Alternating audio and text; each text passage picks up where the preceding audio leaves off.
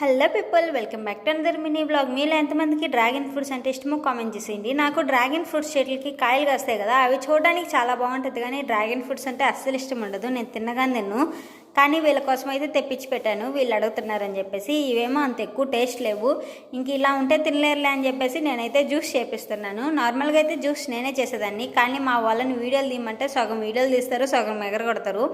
ఇలా కాదని చెప్పేసి మీరే చేయండి, నేను వీడియోస్ తీస్తాను అని చెప్పేసి వీళ్ళ చేత అయితే జ్యూస్ చేపిస్తా ఉన్నాను.